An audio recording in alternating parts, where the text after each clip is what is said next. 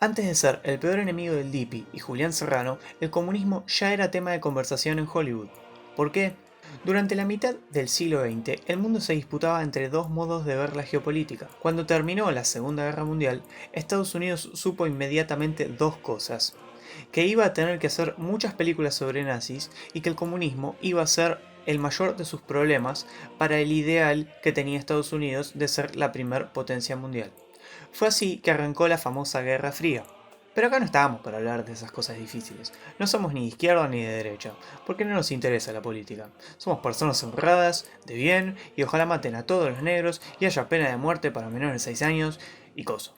Sean todos muy bienvenidos a otro nuevo video del canal. En esta oportunidad vamos a estar hablando de el comunismo by Hollywood, es decir, la visión que tienen los estudios norteamericanos, ya sea en cine, series, etc., sobre lo que fue el comunismo. En su mayoría el comunismo soviético, o sea, refiriéndome a lo que pasaba en la Unión de Repúblicas Socialistas Soviéticas. Pero antes de arrancar, tenemos que hacernos una pregunta que nos vemos obligados a contestar en el video, que es la siguiente. ¿Qué es el comunismo? Bueno, sencillo. El comunismo es cuando yo me compro un reloj, el mejor reloj, y a un comunista se lo roban. Ahí es cuando comienza a defender la propiedad privada. Perfecto, solucionado, todos sabemos lo que es el comunismo, ahora prosigamos. Bueno, para meter un poquito de contexto, hay que tener en cuenta que el interés de Hollywood por el comunismo empieza fundamentalmente después de la Segunda Guerra Mundial y cuando arranca la Guerra Fría. Esto se debe a un montón de factores, pero fundamentalmente el principal es que el comunismo empezaba a ser como la gran amenaza para Estados Unidos y lo que era su sistema predominante, ¿no? Esta cosa, bueno, vamos a decirle capitalismo para ser rápido, pero bueno, por ahí es un poco más complejo que eso. Tampoco me quiero detener en esos detalles porque ahí es donde se vienen los bardeos y ese tipo de cosas. Pero bueno, había dos grandes, digamos, paradigmas mundiales, que era el paradigma soviético, el paradigma de un comunismo internacional, y bueno, el capitalismo, más o menos como lo conocemos hoy en día en Estados Unidos, con algunas diferencias que bueno, no voy a reparar en este video. Esta disputa entre un gran bando y otro se da a partir de que los nazis se bajan de la pelea. A ver, esta cuestión de un modelo contra otro, digamos, nosotros contra ellos, el bien y el mal, es algo que es muy típico de Hollywood y que empezó a afianzar en su cine justamente a partir de la Guerra Fría, ¿no? O sea, hay muchos géneros que empezaron a destacarse en la década del 40, en la década del 50, inclusive géneros que no necesariamente tienen que ver específicamente con la cuestión política, que tienen esta estructura, ¿no?, que se afianza. Empieza a haber realmente una bajada de línea muy ética en el cine de Hollywood. Pero si vamos específicamente a lo que es la construcción de la Unión Soviética en Hollywood, esto viene en consonancia con una fuerte política anticomunista. Hay toda una movida de persecución a personas que pueden llegar a militar la idea del comunismo en Hollywood. Es el famoso macartismo, impulsado justamente por el presidente de aquella época, y que en Hollywood estaba encarnada por personalidades en ese entonces hiper famosas, como pueden ser John Wayne, que era el principal protagonista de westerns que existían en Hollywood en aquel entonces. Recordemos que el western tuvo quizás su época dorada entre la década del 30 y la década del 60, o sea, digamos que durante esas décadas fue un género absolutamente dominante. O sea, no solamente sirvió para hacer referencia a películas de Tarantino, sino que fue un género en el que también se bajó mucha línea, y Hollywood hacía eso. Pero más allá de toda esta cuestión de persecución a posibles militantes comunistas y demás, y de por ahí planteos éticos en sus películas, es interesante ver cómo describían explícitamente a la Unión Soviética, porque recordemos que no había información desde la Unión Soviética para con Occidente. O sea, había la famosa cortina de hierro. Lo que pasaba dentro de la Unión Soviética era medio un misterio. Entonces, para bien o para mal, Hollywood tenía que construir un poco esa imagen.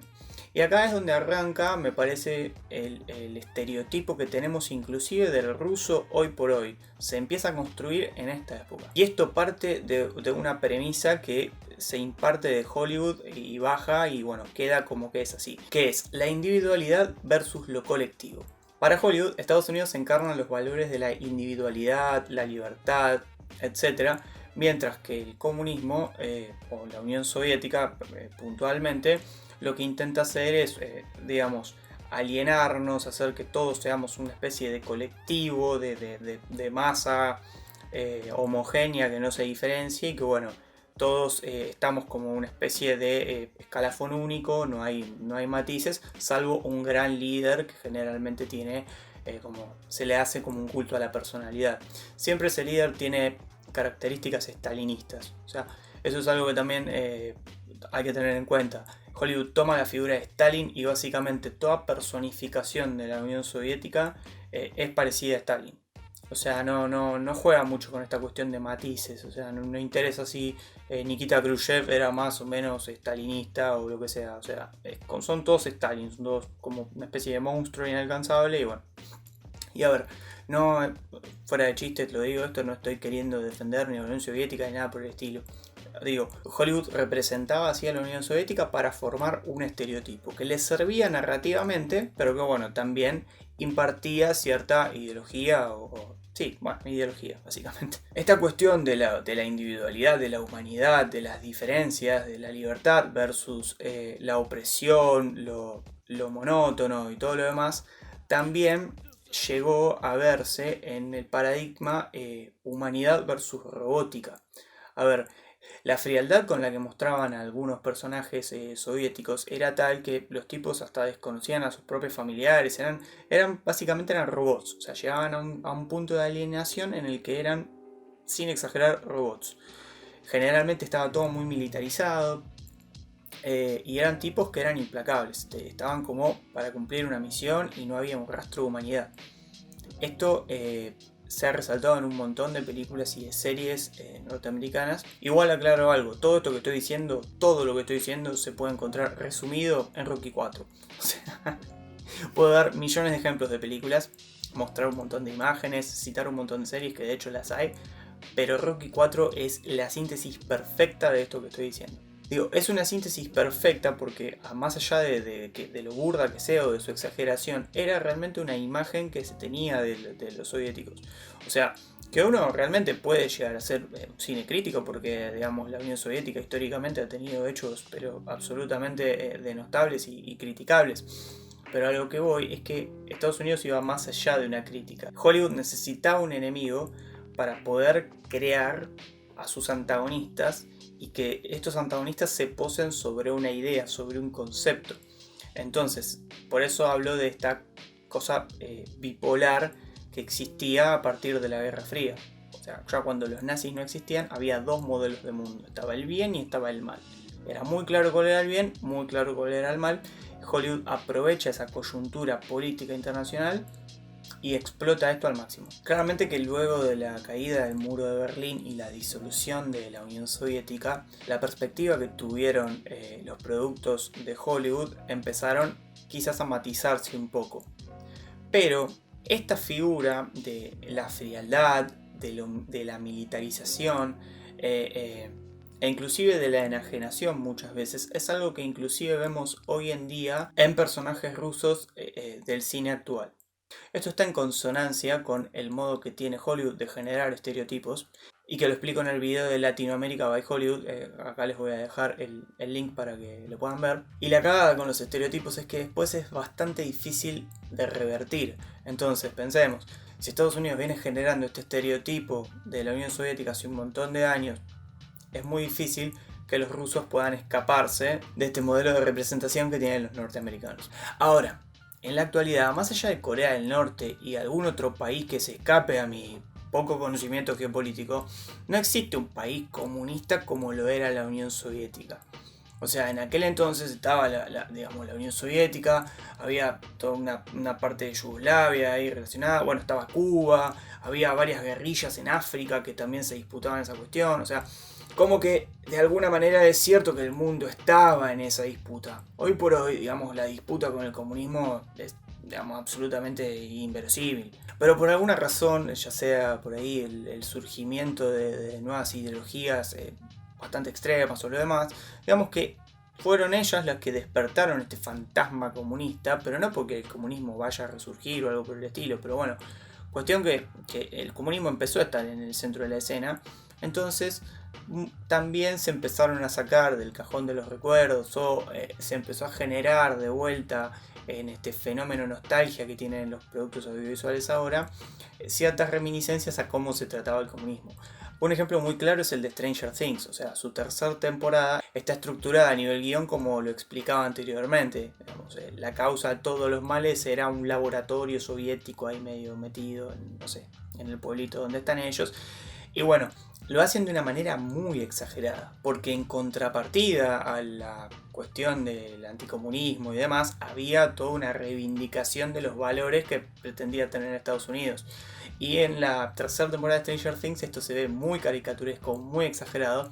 Tanto es así que a mucha gente le chocó, pero entiendo que en su tono de permanente homenaje, porque Stranger Things es como una especie de homenaje con patas, bueno, en ese permanente homenaje, yo entiendo que los hermanos Dufon, que son los creadores, hicieron lo que sería un homenaje a esa cultura audiovisual de aquella época. Otro producto audiovisual, esta es una coproducción, en realidad no es estrictamente de Hollywood, pero sí Hollywood tiene parte del capital, que volvió sobre una temática que tiene la Unión Soviética en el centro de la escena, es Chernobyl, justamente serie que trata sobre la catástrofe sucedida en aquella ciudad y bueno, todas las consecuencias que eso llevó. Y miren ustedes qué tan muerto está el comunismo y qué tan vivo el capitalismo, que iban los influencers a sacarse fotos a Chernobyl ahí con toda la radiación y todo lo demás, y a pegar canje con alguna criatura radioactiva, o sea, espectacular.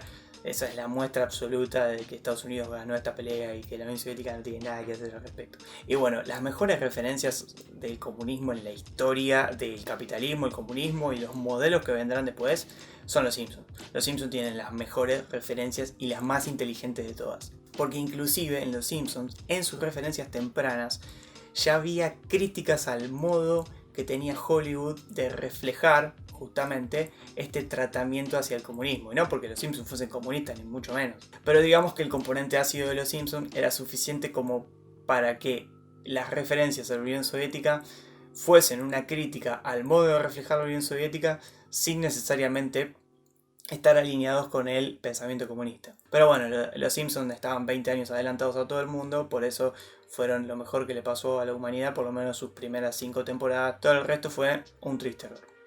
Nada, mentira, hasta de las 7 a las 9 banco. Antes de terminar el video quiero aclarar algo que es muy importante, y es, este es un video sobre cómo Hollywood mira y retrata a la Unión Soviética. Nada tiene que ver esto con el cine soviético. Esto es otra historia completamente diferente. El cine soviético tiene un montón de aristas y de cuestiones, y así como había cine de propaganda deliberado, asqueroso, explícito, mi favorita es una película que ojalá se pueda conseguir. Stalin manejaba un tractor con un traje blanco y ayudaba a los obreros que tenían problemas, y el tipo iba caminando por ahí ayudando a la gente. Increíble, una superioridad estética del comunismo abrumadora con respecto a todo lo demás. Pero digo, más allá de eso, el cine soviético tenía otras escuelas, otras aristas, directores realmente muy comprometidos, muy importantes. Y bueno, también sufría el tema de la censura, porque es real, la Unión Soviética tenía un grave problema con eso, tanto es así que esto afectó a la vida de directores históricos, como puede ser el caso de Andrei Tarkovsky, que tuvo que irse y trabajar en otros países para poder continuar haciendo su cine. Pero digo, a lo que voy, el cine soviético es otra cosa, no tiene nada que ver con esto que dije sobre la Unión Soviética. Esto es la mirada que tiene Hollywood sobre la Unión Soviética. Así que bueno, vamos llegando al final del video. Si algo que nos enseñó el comunismo es a que tenemos que compartir las cosas o nos matan, así que bueno, pueden compartir el video o morir, pueden suscribirse al canal o ser encerrados en un gulag de trabajo, suscribirse, darle a la campanita y todo lo que les pido siempre amablemente. Ahora se los pido con mucha vehemencia y rectitud, porque si no está todo mal. Y bueno, nos estamos viendo la semana que viene, camaradas. Hasta otro video. Adiós. La Unión Soviética está dispuesta a ofrecer amnistía a su embarcación. ¿La Unión Soviética no se había desintegrado? Eso es lo que queríamos que creyeran.